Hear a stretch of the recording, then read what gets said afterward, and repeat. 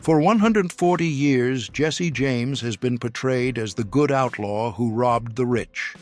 The reality involves massacres, political propaganda, and a cowardly death orchestrated by a paid traitor. Subscribe, because we're going to separate the man from the myth, fact by fact. Number 1. Before becoming the most famous outlaw in the Old West, Jesse James was just a farm boy in Missouri. He was born in 1847 in a land torn apart by the issue of slavery. When the Civil War broke out, he was still a teenager, but that didn't stop him. At 16, Jesse joined the Bushwhackers, guerrilla groups that fought for the Confederate side, far from the official battlefields. There was no war with uniforms and front lines there. It was ambushes on the road, houses burned in the middle of the night, and scores settled with a revolver. He rode alongside men like Bloody Bill Anderson, one of the most violent guerrilla fighters of that time. These gangs didn't take prisoners. They hunted Union soldiers and any neighbor suspected of supporting them. It was there, surrounded by blood and gunpowder, still too young to grow a beard, that the boy learned how to shoot, set traps, and stare death in the face without blinking. The war ended in 1865, but Jesse James never put down his rifle. What he saw and did in those fields shaped the bloodthirsty outlaw the entire country would come to fear in the years that followed. Number 2.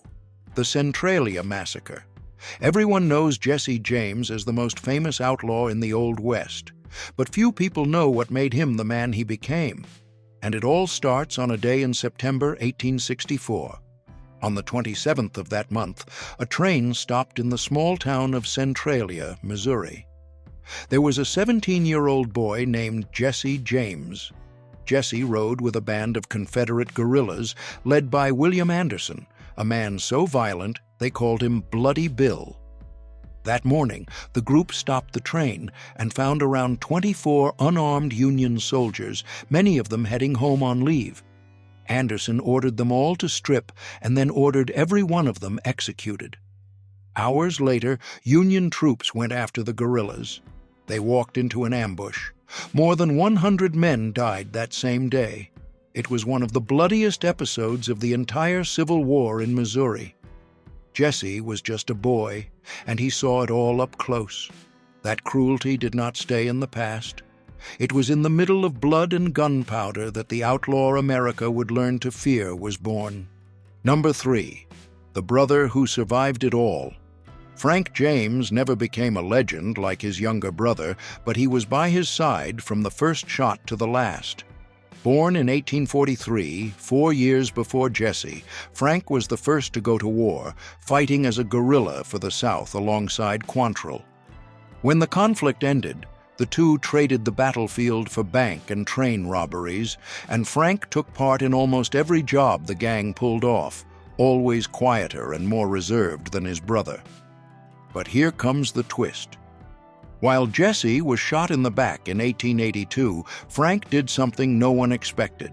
6 months later, he walked into the Missouri governor's office alone and laid his revolver on the desk, turning himself in. And the most impressive part, he went to trial twice and was acquitted both times. No court at the time was able to convict him of anything. The last of the James brothers even became a farmer and charged curious visitors a few coins to tour the old family home. In the end, he died peacefully of old age in 1915, long after everyone thought the law would be the end of him. Number 4. The James Younger Gang and the train robbery that became a legend. After the Civil War, a group of former Confederate guerrillas returned home to Missouri with no jobs and full of anger. Led by Jesse James, his brother Frank, and the younger brothers, they decided to turn their guns on the banks and railroads in the area. In July 1873, near Adair, Iowa, the gang did something no one around there had ever seen before.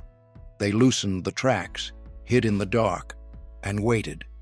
When the train came through, the locomotive derailed, and the engineer was killed. With the passengers in a panic, the outlaws looted the safe, searched everyone, and disappeared into the woods, taking whatever they could get their hands on.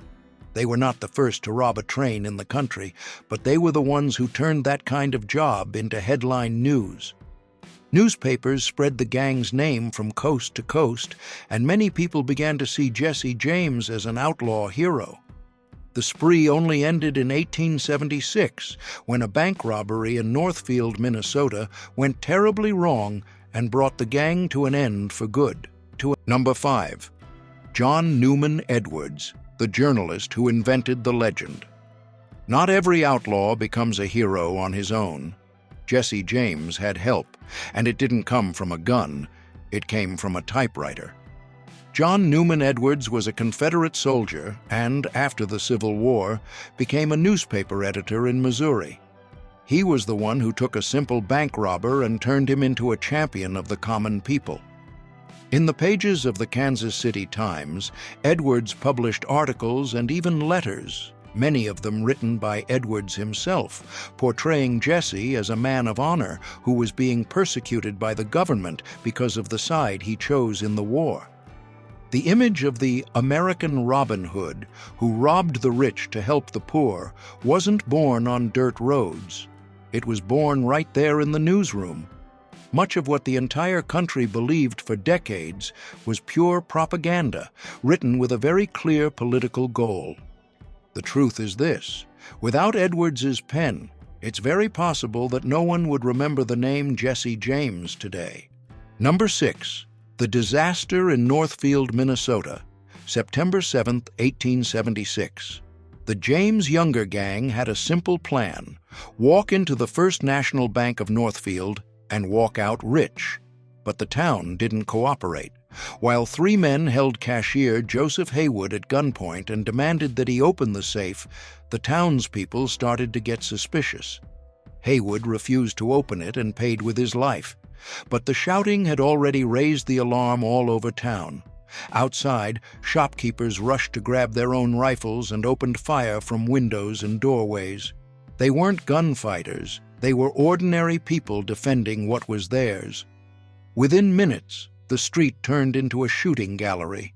Clell Miller and Bill Chadwell were shot dead right there in front of everyone. The rest of the gang fled wounded and without a dime. Weeks later, in a swamp, Charlie Pitts was killed and the 3 younger brothers were captured. Only Jesse and Frank James managed to escape. That day brought down the most feared gang in the Old West, and it wasn't the law that took them down. It was a small town that decided to take up arms and fight back. Number 7. There is no proof that he gave money to the poor. Everyone has heard that Jesse James was some kind of Robin Hood of the Old West. He robbed banks and trains and supposedly shared everything with poor families in rural areas. Sounds nice, right? But that's not really what happened. When historians looked through the documents, letters, and records from that time, they found no proof that he gave a single penny to anyone in need. The money from the robberies stayed with him, his brother Frank, and the rest of the gang. Simple as that. So, where did this story about a kind-hearted outlaw come from? From a journalist named John Newman Edwards. He had ties to the southern side of the Civil War and used the newspaper to turn Jesse into a hero of the people, an ordinary man persecuted by the powerful. Then came the cheap dime novels, which took that image and spread it across the entire country.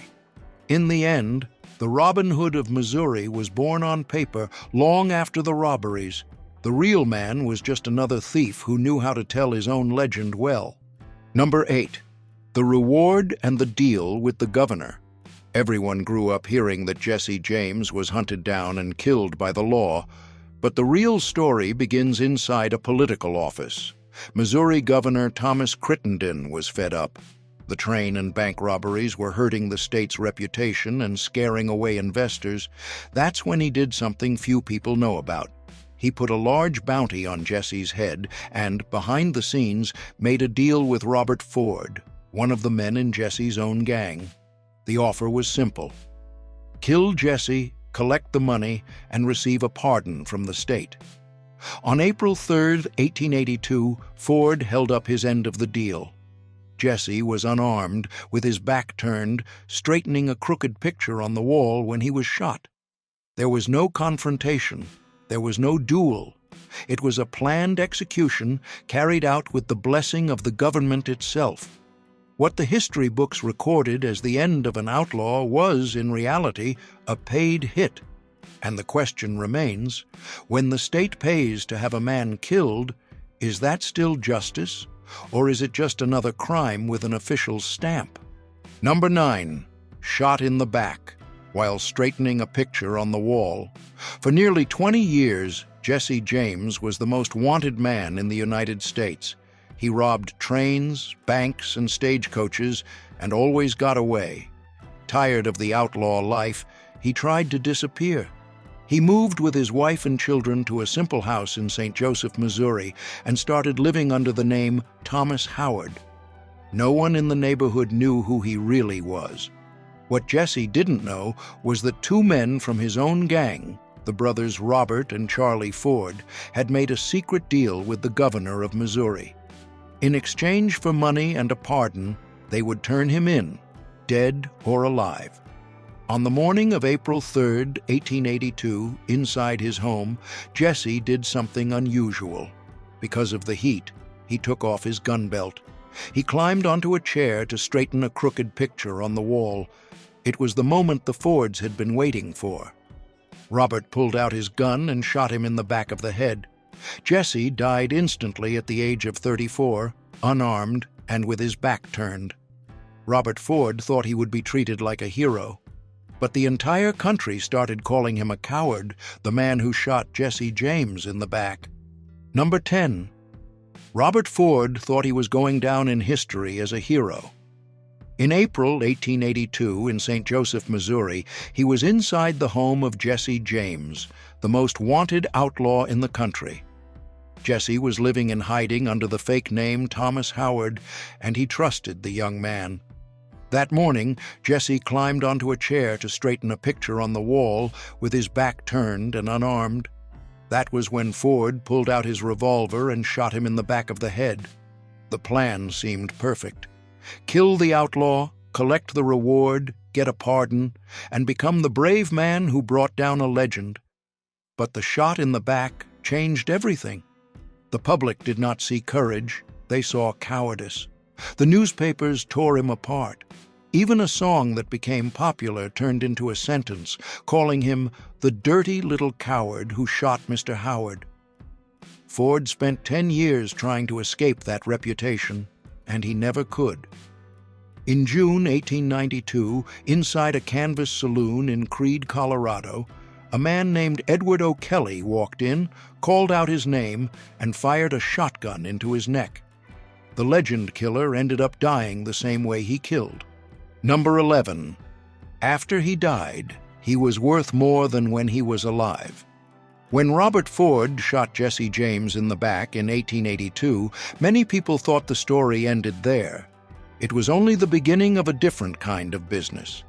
The family farm in Missouri became a stop for curious visitors who wanted to see where the country's most famous outlaw had grown up. And who was standing at the door charging admission? His own mother, Zerelda. She welcomed visitors, told stories about her son, and at the end of the tour offered them a souvenir, small stones taken from Jesse's grave sold as relics. What almost no one knew was that when her supply ran out, she would walk down to the nearby creek and fill her pockets again, ready for the next group. His body was buried right in the yard, out in plain sight, so no one would doubt that it was really true. For decades, the family kept making money off his name, charging for photos, stories, and keepsakes stored inside the house.